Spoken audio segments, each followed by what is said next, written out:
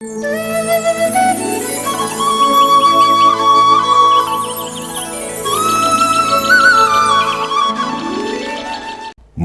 மழையில் நனைய மனமகிழ்வோடு உங்களை வரவேற்கிறோம்.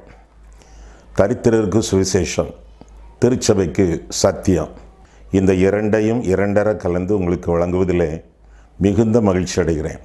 உங்கள் காதுகளை கடன் கொடுங்கள், கருத்தாக நீங்கள் கவனியுங்கள். செய்திக்கு பிறகு உங்களுடைய ஜெப குறிப்புகளை எங்களுக்கு தெரியப்படுத்துங்கள். திருமறை சார்ந்த ஆலோசனைகள் உங்களுக்கு தேவை என்றால் எங்களுக்கு அவற்றையும் நீங்கள் தெரியப்படுத்துங்கள். கருகலான திருமறை பகுதிகளுக்கு உங்களுக்கு விளக்கங்கள் வேண்டுமென்றாலும் நீங்கள் எங்களுக்கு எழுதலாம். கீழ்கண்ட மின்னஞ்சல் முகவரி, தொலைபேசி எண்கள், அவற்றின் மூலமாக நீங்கள் எங்களை எப்பொழுதும் தொடர்பு கொள்ளலாம். ஆண்டவர் உங்களை ஆசீர்வதிப்பாராக. ஆமென்.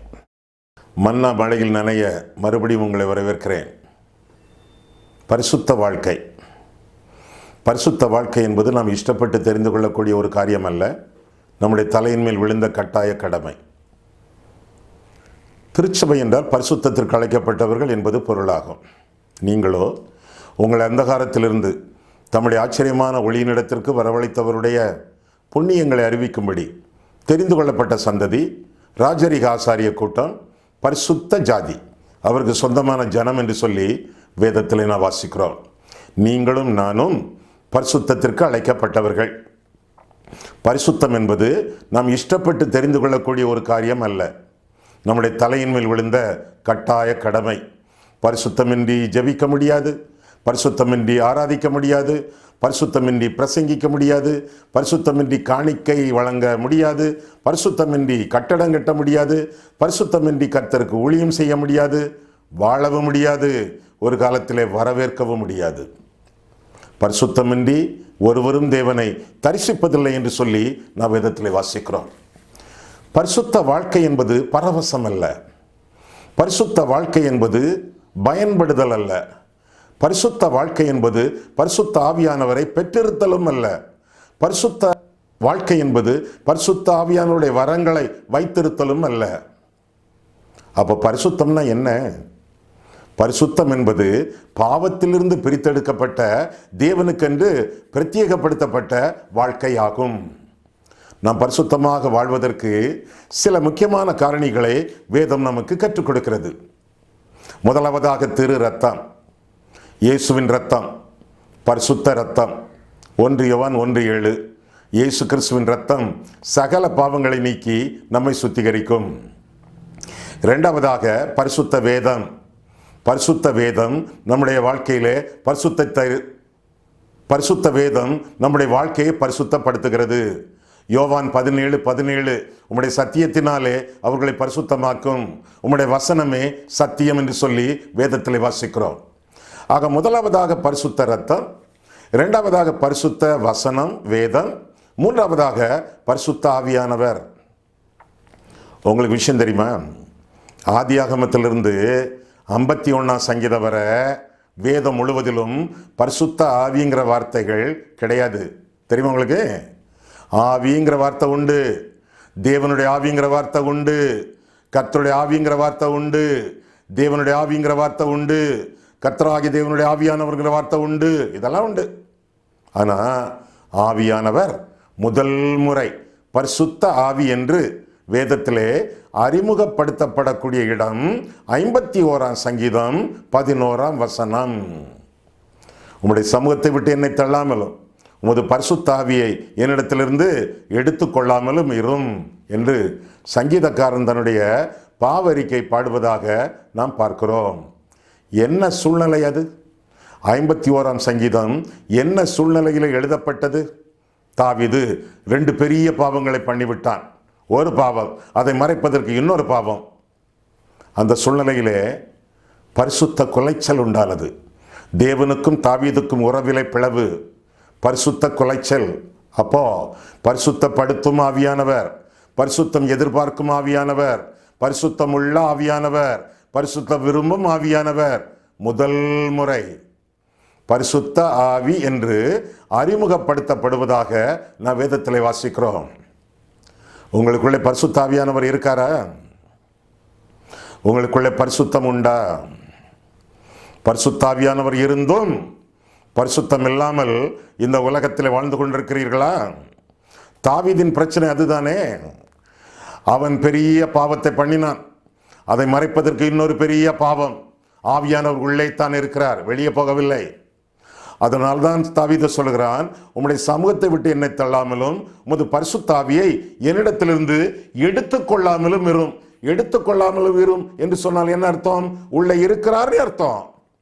பாவமும் இருக்கு, பரிசுத்தாவியானவரும் இருக்கார். எப்படி? துக்கத்தோடு இருக்கிறார். பாவத்தை குறித்தும் நீதியை குறித்தும் கண்டித்து உணர்த்தி கொண்டே இருக்கிறார். இந்த பாவத்தை அறிக்கையிடு அறிக்கையிடு அறிக்கையிடு என்று சொல்லி ஒவ்வொரு நாளும் போதித்து கொண்டே இருக்கிறார். அதனால்தான் நீங்கள் பெற்ற ஆவியை துக்கப்படுத்தாதிருங்கள், அவித்து போடாதிருங்கள் என்றெல்லாம் வேதத்தில் வாசிக்கிறோம். ஒருவேளை பரிசுத்தாவியானவரை நீங்கள் பெற்றிருப்பீர்கள் என்றால், பாவமும் உங்களுடைய வாழ்க்கையில குடிகொள்ளும் என்றால், உடனடியாக அந்த பாவத்தை அறிக்கை செய்து வாழ வேண்டியது நம்முடைய கடமை. ஆவியினாலே நாம் பரிசுத்தமாக்கப்படுகிறோம் என்ற கருத்தை 2 தெசலோனிக்கேயர் 2ஆம் அதிகாரம் 13ஆம் வசனத்திலே நாம் பார்க்கிறோம். 1 பேதுரு 1ஆம் அதிகாரம் 2ஆம் வசனத்தில் வாசிக்கிறோம். பரிசுத்த ஆவியானவர் எதற்காக? நாம் பரிசுத்தமாக வாழ்வதற்காக, பரிசுத்தமாக நாம் ஜீவிப்பதற்காக பரிசுத்த ஆவியானவர் நமக்கு அருளப்படுகிறார். விமான நிலையத்திலே, விமான தளத்திலே விமானம் ஓடிக்கொண்டே இருக்கிறது. ஓடிக்கொண்டிருக்கக்கூடிய விமானம் பறக்கிறது. பறக்கக்கூடிய விமானம் உள்ளே வெளியே 2 சக்திகள். உள்ளே ஒரு சக்தி, வெளியே ஒரு சக்தி. வெளியே உள்ள சக்தி உங்களுக்கு தெரியும். என்ன சக்தி? புவி ஈர்ப்பு சக்தி, கிராவிடேஷனல் ஃபோர்ஸ். வெளியே அந்த சக்தி புவி ஈர்ப்பு சக்தி. அந்த விமானம் பறக்கக்கூடாது பறக்கக்கூடாது, கீழே விழுந்துடணும் விழுந்துடணும்னு சொல்லி இழுக்கக்கூடிய சக்தி, உலகத்தை நோக்கி இழுக்கக்கூடிய சக்தி விமானத்தை இழுக்கிறது. ஆனால் விமானத்துக்குள்ளே ஒரு சக்தி இருக்கிறது. ஆங்கிலத்திலே பவர் ஆஃப் ஏரோடைனமிக்ஸ் என்று சொல்வார்கள். விமானத்தை உந்தி எழுப்பக்கூடிய சக்தி, எழுப்பக்கூடிய சக்தி, பறக்க உதவி செய்யக்கூடிய சக்தி. உன்னதத்தின் பலன் தரிப்பிக்கப்படும் அளவும் எருசலேமில் இருங்கள் என்று ஆண்டவர் சொன்னாரே, அதே போல பரமண்டலத்தை நோக்கி நாம் பறந்து செல்ல பரிசுத்தாவியானவருடைய வல்லமை நமக்கு உதவுகிறது. எனவே பரிசுத்தாவியானவருடைய வல்லமை நமக்கு அவசியம். அந்த வல்லமை இல்லாமல் வெற்றிகரமான வாழ்க்கை இந்த உலகத்தில் வாழவே முடியாது. ஒருவேளை ஆவியானவரை ஏற்றுக்கொண்டவர்களாக நீங்கள் இருக்கலாம், அவரை பெற்றுக்கொண்டவர்களாக நீங்கள் இருக்கலாம். நிரப்பப்பட்டிருக்கிறீர்களா? அவருடைய வல்லமையினாலே நீங்கள் ஆளப்பட்டு இந்த உலகத்திலே நீங்கள் வாழ்ந்து கொண்டிருக்கிறீர்களா?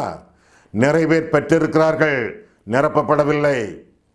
ஆவியானவர் இருதயத்திலே விருந்தாளி போல இருக்கிறார், வீட்டுக்காரர் போல இல்லை.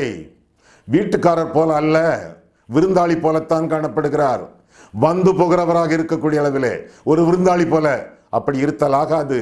நிரந்தரமாக நம்முடைய வாழ்க்கையிலே பரிசுத்தாவியானவர் இருக்கத்தக்கதாகவும், நம்மை நிரப்பி ஆண்டவர் வழிநடத்தத்தக்கதாகவும் பரிசுத்தாவியானவருடைய ஆளுகையை நம்முடைய வாழ்க்கையிலே வாஞ்சித்து வாழ நாம் கடமைப்பட்டிருக்கிறோம். இதை எப்படி விளக்குவது? வீட்டு மூலையிலே சின்ன பிள்ளைகள் விளையாடி கொண்டிருக்கிறார்கள் பொம்மைகளை வைத்து. தகப்பனர் சோஃபாவில் உட்கார்ந்து பேப்பர் வாசித்து கொண்டிருக்கிறார்.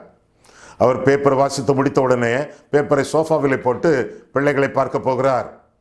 குனிந்து பார்க்கிறார். என்ன விளையாடுறீங்க என்று சொல்லி பார்க்கும் பொழுது வீட்டுக்குள்ளேயே நிறைய பொம்மைகள் வந்திருக்கின்றன. நான் உங்களுக்கு 4-5 தானே வாங்கி கொடுத்தேன், இங்கே 20-25 இருக்கு, இது யார் கொடுத்த பொம்மைகள் என்று சொல்லி அக்கம் பக்கம் பார்க்கும் பொழுது வேறு சில பிள்ளைகளும் அங்கே கூடியிருக்கிறார்கள். பக்கத்தில் விளையாடி கொண்டிருக்கிறார்கள், வீட்டுக்கு வெளியிலும் விளையாடி கொண்டிருக்கிறார்கள். எங்க இருந்து பொம்மைகள் வந்துச்சு என்று தகப்பனார் கேட்கிறார். பிள்ளைகள் கத்துகின்றன, கதறுகின்றன. எப்பா, நீங்க பேசாம சோஃபாவுக்கு போய் உங்க பேப்பரை வாசிக்கிட்டு இருங்கப்பா, எங்களை தொந்தரவு பண்ணாதீங்கப்பா, இது எங்க விளையாட்டு, இது எங்க வேலை, இது எங்க மூளை, நீங்க போங்கப்பா என்று சொல்லி பிள்ளைகள் தகப்பனாரை விரட்டுகின்றன. தகப்பனார் வீட்டுக்குள்ளே இருப்பது பிள்ளைகளுக்கு இஷ்டம்தான். ஆனால் தங்களுடைய சொந்த விளையாட்டிலே தகப்பனார் தலையிடுவது பிள்ளைகளுக்கு இஷ்டமில்லை. இன்னைக்கு அநேகர் ஆவியானவரை தங்களுடைய வாழ்க்கையிலே அப்படித்தான் வைத்திருக்கிறார்கள். ஆண்டவரே, ஆவியானவரே, எங்களுக்குள்ளே வந்ததற்காக ஸ்தோத்திரம், வரங்களை தந்ததற்காக ஸ்தோத்திரம். ஆனா கம்மனீரும் இவங்களுடைய சொந்த வேலையிலே, அந்தரங்க வாழ்க்கையிலே படுக்கை அறையிலே ரெஃப்ரிஜரேட்டரை திறந்து பார்க்காமல், கடிதம் எழுதுகிறோம் அதை உத்து பார்க்காமல் கவனிக்கிறோம். எங்களுடைய சொந்த வேலையிலே, அந்தரங்க ஜீவியத்திலே நீர் உற்று பார்க்க வேண்டாம், தலையிட வேண்டாம் என்று சொல்லி ஆண்டவருடைய ஆளுகை ஏற்றுக்கொள்ளாமல் வெறுமனே அவரை ஏற்றுக்கொண்டிருக்கிறார்கள். அவ்வளவுதான். ஆவியானவரை பெற்றதினாலே பரிசுத்தம் அல்ல, ஆவியானவர் நிரப்புவதனாலே பரிசுத்தம்.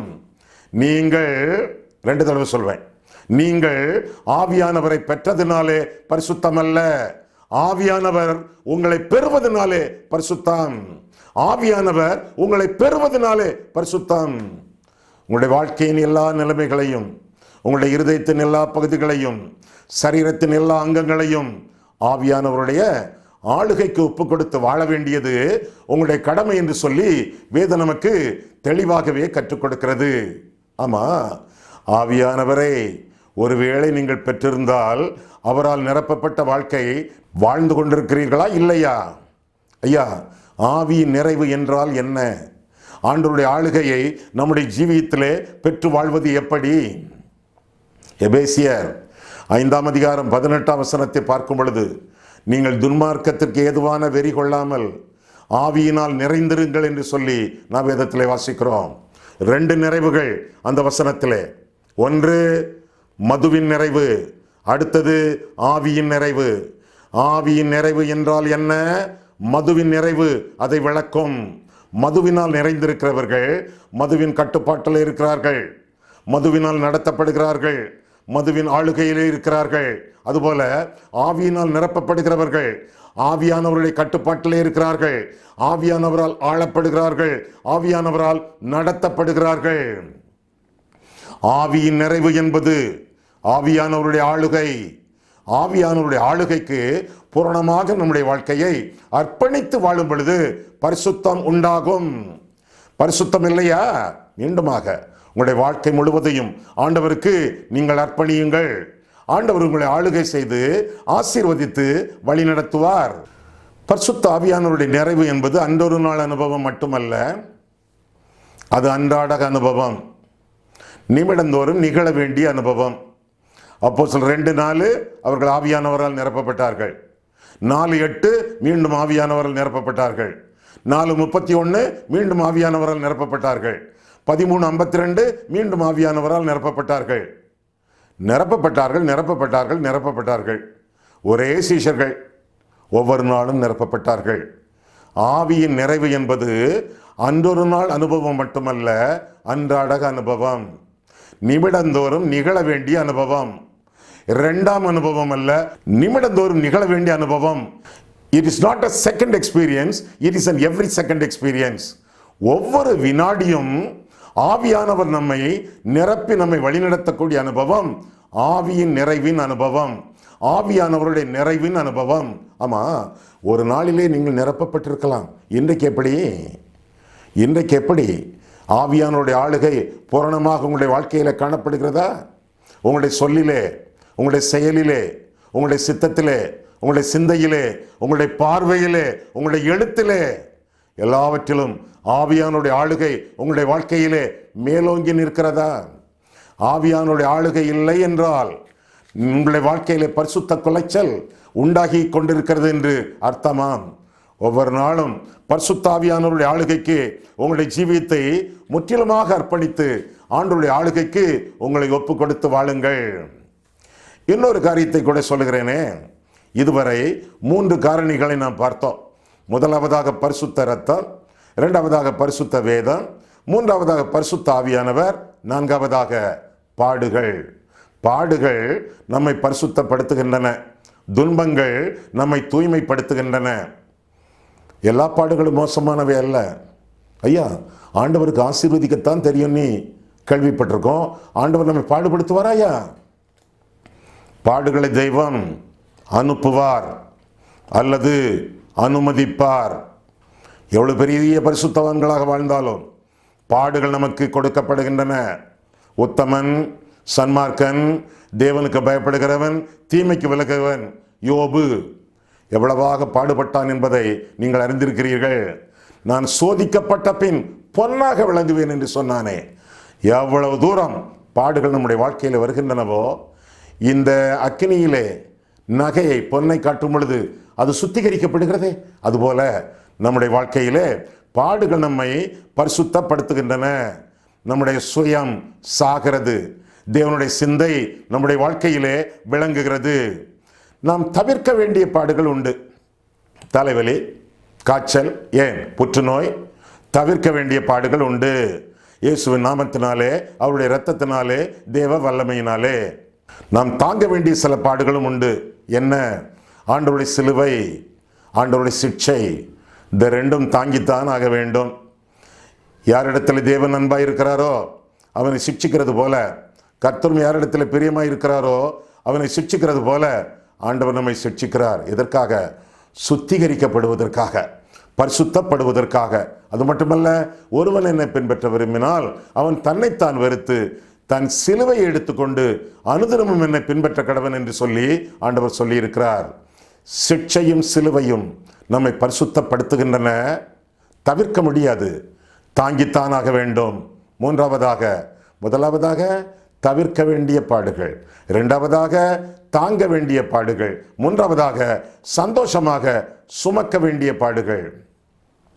ஆண்டவருக்கான பாடுகள், சிலுவை சுமக்கும் சீஷத்துவம், அடுத்தவர்களுக்கான பாடுகள், இதையெல்லாம் சுமந்தே ஆக வேண்டும். பிரசவ வேதனை தாங்க வேண்டுமா? வேண்டும். ஏனென்றால் ஒரு மகாராஜா பிறக்க போகிறாரே, ஒரு மகாராணி பிறக்க போகிறாளே, பிரசவ வேதனை, சிறிய வேதனை, சற்று நேர வேதனை தாங்கித்தான் ஆக வேண்டும். அதற்கு பிறகு பெரிய சந்தோஷம். அதே போல இக்காலத்து பாடுகள் இனி வரும் மகிமைக்கு ஒப்பானவை அல்ல, தாங்கித்தான் ஆக வேண்டும். தவிர்க்க வேண்டிய பாடுகள், தாங்க வேண்டிய பாடுகள், சந்தோஷமாக ஏற்றுக்கொள்ளப்பட வேண்டிய பாடுகள். பாடுகள் நம்முடைய வாழ்க்கையை பரிசுத்தப்படுத்துகின்றன. எந்தன் துன்பத்தின் வழியாய் இன்னும் உம்மை கிட்டிச் சேர்வேன் என்று பாடுகிறோமே, மோட்சத்தை அடைந்திடவே பாடுகள் பட வேண்டும் என்று பாடுகிறோமே, இடுக்கமான வாசல் வழியாய் பிரவேசிங்கள் என்று ஆண்டவர் சொன்னாரே. தேவ பக்தியை நடக்க மனதாயிருக்கிற யாவரும் துன்பப்படுவீர்கள் என்று வேதத்திலே வாசிக்கிறோமே. நாம் எல்லாரும் கோயில் மணிகள் அல்ல, நாம் எல்லாரும் கோதுமை மணிகள். கோதுமை மணியானது நிலத்தில் விழுந்து சாகாவிட்டால் தனித்திருக்கும், செத்ததையாகில் மிகுந்த பலனை கொடுக்கும். எனவே ஆண்டவருடைய நித்திய நோக்கங்களிலே ஊன்றப்படும் கோதுமை மணிகளாக நம்முடைய ஜீவியத்தை ஒப்பு கொடுத்து, ஆண்டவரே உம்முடைய உள்ளங்கையிலே என்னை கோதுமை மணியைப் போல ஒப்பு கொடுக்கிறேன், உம்முடைய நித்திய நோக்கங்களிலே நான் ஊன்றப்படுவதற்கு என்னை அர்ப்பணிக்கிறேன், 30, 60, 100 நான் கனி கொடுக்க என்னை ஆசீர்வதியும் இந்த ஆண்டவருடைய சமூகத்தில் ஒப்பு கொடுக்கும் பொழுது, கோதுமை மணி நிலத்திலே மண்ணுக்குள்ளே மறைந்து மரித்து காணப்படுமே, அதே போல கோதுமை மணிகளாக்கிய நாமும் ஆண்டவருடைய சித்தத்துக்காக நம்முடைய ஜீவனை கொடுக்க முன்வந்து, ஒருவன் என்னை பின்பற்ற விரும்பினால் தன்னைத்தான் வெறுத்து தன் சிலுவை எடுத்து என்னை பின்பற்ற கடவன் என்று ஆண்டவர் சொன்னாரே, அதே போல அந்த சீஷத்துவ ரகசியத்திற்கு நம்முடைய வாழ்க்கையை ஒப்பு கொடுத்து சிலுவை சுமக்கும் சீஷத்துவத்தோடு சீரேசுநாதரை பின்பற்றி வாழ்வது நம்முடைய கடமை என்று சொல்லி வேதத்திலிருந்து கற்றுக்கொள்கிறோம். பாடுகளை குறித்து நம்ம வேதத்தில் வாசிக்கும் பொழுது திரித்துவ தெய்வமே இந்த பாடுகளில் ஈடுபட்டிருப்பதாக நாம் பார்க்கிறோம். பிதாவானவர், அவர் மூலமாக வருவது சிட்சை. குமாரனானவர், அவர் மூலமாக வருவது சிலுவை. பரிசுத்தாவியானவர், ஆவியின் கனியோ அன்பு, சந்தோஷம், சமாதானம், நீடிய பொறுமையா? கிரேக்க மொழியில், ஆங்கில மொழியில் நீடிய பொறுமை இல்லை, நீடிய துன்பம், லாங் சஃபரிங் அப்படின்னு வாசிக்கிறோம். அப்போ பிதாவினாலே சிக்ஷை, குமாரனாலே சிலுவை, பரிசுத்தாவியானவராலே நீடிய துன்பம். ஆக நீடிய துன்பங்கள், பாடுகள் பரலோக வாழ்க்கையிலே நமக்கு நியமிக்கப்பட்டிருக்கின்றன. அழுகையின் பள்ளத்தாக்கை உருவ நடந்து நீரூற்றாக்கி கொள்ளக்கூடிய வாழ்க்கையை நாம் அனுபவிக்க வேண்டும் என்பது ஆண்டவருடைய சித்தமாகும். எனவே பாடுகளே வேண்டாம், பாடுகளே வராது என்று யோசிக்கவும் கூடாது, மற்றவர்களுக்கு போதிக்கவும் கூடாது. இயேசுவை உன் இருதயத்திலே இரட்சகராக ஏற்றுக்கொள், பாடுகளே வராது என்று சொல்வது பொய்யான போதனை. அப்படி சொல்லி விசுவாசிகளை ஏமாற்ற வேண்டாம், விசுவாசத்திற்குள் வருகிறவர்களையும் ஏமாற்ற வேண்டாம். பாடுகள் கிறிஸ்தவ வாழ்க்கையிலே பங்கு. கிறிஸ்துவின் பாடுகளிலே குறைவானதை என் சரீரத்திலே நிறைவேற்றுகிறேன் என்று பவுல் சொல்கிறானே, அதே போல சிலுவையின் மூலமாக ஆண்டவர் நமக்கு ஜீவனை கொடுத்தாரே, நம்முடைய வாழ்க்கையிலும் சிலுவையின் மூலமாக, சிலுவையின் அனுபவங்களின் மூலமாக ஆண்டவருக்கு நம்முடைய வாழ்க்கையை அர்ப்பணித்து வாழ, நம்முடைய ஜீவியத்தை ஒப்புக் கொடுத்து வாழ வேண்டியது நம்முடைய கடமையாகும். பரிசுத்த ஆவி உங்களிடத்தில் வரும் பொழுது நீங்கள் பலனடைந்து எருசலேமிலும் யூதேயா முழுவதிலும் சமாரியாவிலும் பூமியின் கடைசி பரியந்தமும் எனக்கு சாட்சிகளாக இருப்பீர்கள் என்று ஆண்டவர் சொன்னாரே. சாட்சி என்ற வார்த்தை அதற்கு சரியான அர்த்தம் இரத்த சாட்சி என்பதாகும். யாரெல்லாம் பரிசுத்த ஆவியானவரை பெற்றிருக்கிறீர்களோ, நிரப்பப்பட்டு வாழ்ந்து கொண்டிருக்கிறீர்களோ, எல்லாரும் இரத்த சாட்சிகள். நீங்கள் ஒரு இரத்த சாட்சி, நான் ஒரு இரத்த சாட்சி. கிறிஸ்துவுக்காக வாழ, விசுவாச ஜீவியம் செய்ய, பரிசுத்த வைராக்கியத்தோடு இந்த உலகத்தில் வாழ இரத்த சாட்சிகளாக ஜீவிக்க வேண்டும். ஒரே நாள், ஒரே தடவை இரத்த சாட்சி என்பது எளிதானது, லேசானது. ஒருவர் சுவிசேஷத்திற்காக வந்து ஒரு அரிவாளால் நம் கழுத்தை வெட்டி ஒரே நிமிஷத்திலே நம்மை கொண்டு விடுகிறார் என்றால் அது எளிதானது. கொஞ்ச நேரத்தில் தான் ஜீவன் போயிருமே. பவுல் அப்படி சொல்லலை. நான் அனுதினமும் சாகிறேன். நான் இன்றைக்கு சாகிறேன், நான் நாளைக்கு சாகிறேன், நாளை மறுநாள் நான் சாவேன், ஒவ்வொரு நாளும் நான் செத்துக்கொண்டே இருக்கிறேன். அனுதின சாவு, நான் அனுதினமும் சாகிறேன் என்று பவுல் சொல்லக்கூடிய வாழ்க்கை இரத்த சாட்சியின் வாழ்க்கை. ஒரு நாளின் வாழ்க்கை அல்ல, அது ஒவ்வொரு நாளின் வாழ்க்கை. ஒவ்வொரு நாளும் ஆண்டவருடைய சமூகத்திலே ஜீவ பலியாக வாழ நம்மை ஒப்பு கொடுத்து வாழும் பொழுது பரிசுத்த வாழ்க்கை மட்டுமல்ல, பரலோக வாழ்க்கையை இம்மையிலேயே நாம் ஆசரிப்போம் என்பதிலே எந்த விதமான சந்தேகமும் இல்லை. ஐயா, சில சமயங்களில் நான் என்ன நினைக்கிறேன்னா, பாடுகள் வரும் பொழுது ஆண்டவர் ரொம்ப தூரத்தில் இருக்க மாதிரி தெரியுதுயா. ஆசீர்வாதமான வேளைகளிலே, அற்புதங்கள் அடையாளங்கள் அனுபவிக்கக்கூடிய சூழ்நிலையிலே அப்பந்தான் ஆண்டவர் பக்கத்தில் இருக்க மாதிரி தெரியுதே ஒழிய, கஷ்டங்களின் சூழ்நிலைகளிலே கர்த்தர் ரொம்ப தூரத்தில் இருக்க மாதிரி தெரியுதுயா. நீங்கள் உணர்வது தப்பு, நீங்கள் புரிந்து கொண்டது தப்பு. 23ஆம் சங்கீதம் தான் உங்களுக்கு நல்லா தெரியுமே, மனப்பாடம் பண்ணியிருக்கீங்களே. 6 வசனங்கள் அடங்கப்பெற்ற சங்கீதம் 23ஆம் சங்கீதம். முதல் 3 வசனங்களிலே கர்த்தர் அவர், அவர்னா யாரு? தூரத்தில் இருக்கிறவரை அவர் அப்படின்னு சொல்லுவோம். பக்கத்தில் இருக்கவங்களை எப்படி சொல்லுவோம்? நீர், நீங்க, நீ அப்படின்னு சொல்லுவோம். தூரத்தில் இருந்தா அவர், பக்கத்தில் இருந்தா நீர். 23ஆம் சங்கீதத்தில் முதல் 3 வசனங்களில் கர்த்தர் அவர். வாசிருக்கீங்களா? புல்லுள்ள இடங்களிலே, அமர்ந்த தண்ணீர்கள் இடையிலே, செழிப்பான சூழ்நிலையிலே, செழிப்பான வேளைகளிலே கர்த்தர் தூரத்தில் இருக்கிறார். ஆனால் நான் மரண இருளின் பள்ளத்தாக்கிலே நடந்தாலும் பொல்லாப்புக்கு பயப்படேன். மரணம், இருள், பள்ளத்தாக்கு, பொல்லாப்பு, பாடுகளின் வேளையிலே ஆண்டவர் பக்கத்தில் இருக்கிறார். நான் மரண இருளின் பள்ளத்தாக்கிலே நடந்தாலும் பொல்லாப்புக்கு பயப்படேன். தேவரீர், தேவனே நீர் என்னோடு கூட இருக்கிறீர் என்று சொல்லி நாம் வேதத்தில் வாசிக்கிறோம். அருமையானவர்களே, பாடுகளின் வேளையிலே ஆண்டவர் பக்கத்தில் இருக்கிறார். செழுமையான சூழ்நிலைகளிலே தூரத்தில் இருந்தாலும், சிலுவையின் சூழ்நிலைகளிலே, சிறுமையின் வேளைகளிலே ஆண்டவர் பக்கத்தில் இருக்கிறார். நான் உன்னை விட்டு விலகுவதும் இல்லை, நான் உன்னை கைவிடுவதும் இல்லை. உலகத்தின் முடிவு விரிந்தும் சகல நாட்களிலும் நான் உன்னுடனே கூட இருக்கிறேன் என்று சொல்லி ஆண்டவர் திருவளம் பெற்றுகிறார். நாம் உறங்கும் பொழுது கூட, நாம் தூங்கும் பொழுது கூட, உறங்காமலும் தூங்காமலும் 24 மணி நேரமும் நமக்காக நம்மோடு கண் விழித்து கரிசனையோடு காப்பாற்றக்கூடிய தெய்வம் நம்முடைய தெய்வம் ஆண்டவர். அவர் அருகாமையில் இருக்கும் பொழுது, அவரோடு நாம் வாழும் பொழுது பரிசுத்த வாழ்க்கை வாழ்வது ஆண்டவருடைய சித்தம், ஆண்டவருடைய விருப்பமாக இருக்கிறது. ஆண்டவருக்குள்ளான பரிசுத்த ஜீவியம் செய்கிறீர்களா? பல பாடங்களை நாம் படித்தோமே. பரிசுத்தமின்றி தேவனுக்கு பிரியமாயிருப்பது கூடாத காரியம். பரிசுத்த வாழ்க்கை என்பது நாம் இஷ்டப்பட்டு தெரிந்து கொள்ளக்கூடிய ஒரு காரியம் அல்ல. நம்முடைய தலையின் மேல் விழுந்த கட்டாய கடமை என்று சொல்லி வேதம் சொல்லுகிறது. பரிசுத்த வாழ்க்கை என்பது ஆண்டவருக்கு பிரியமான வாழ்க்கை. அவர் பரிசுத்தர், அவர் பரிசுத்தர் பரிசுத்தர் பரிசுத்தர் என்பதனாலே அவருடைய பிள்ளைகளாக அழைக்கப்படக்கூடிய நாமும் கூட பரிசுத்தமாக ஜீவிக்க வேண்டியது நம்முடைய கடமை என்று சொல்லி வேதம் நமக்கு கற்றுக் கொடுக்கிறது. பரிசுத்தத்தை விட்டு விடாதிருங்கள், ஏனென்றால் பரிசுத்தமின்றி ஒருவனும் தரிசிப்பதில்லை. ஆண்டவர்கிட்ட கேளுங்களேன், ஆண்டவரே, என் நாட்களிலே நீர் விரும்பக்கூடிய பரிசுத்தம் என்னிடத்தில் இல்லை, எனக்கு திருப்தியான பரிசுத்தம் என்னிடத்தில் இல்லை. சில சமயங்களிலே சுத்தமாக ஜீவிப்பது போல தெரிகிறது, சில சமயங்களிலே அசுத்தம் என்னை ஆட்கொள்ளுகிறது. தனியாக இருந்து யோசிக்கும் பொழுது அசுத்தத்தை சிந்தித்துக் கொண்டிருக்கிறேன், இச்சையை யோசித்துக் கொண்டிருக்கிறேன், எரிச்சலை சிந்தித்துக் கொண்டிருக்கிறேன். பழிவாங்கக்கூடிய காரியங்களை எல்லாம் நான் யோசித்து யோசித்து என்னுடைய ஜெப வாழ்க்கையை குன்றி போய்விட்டது.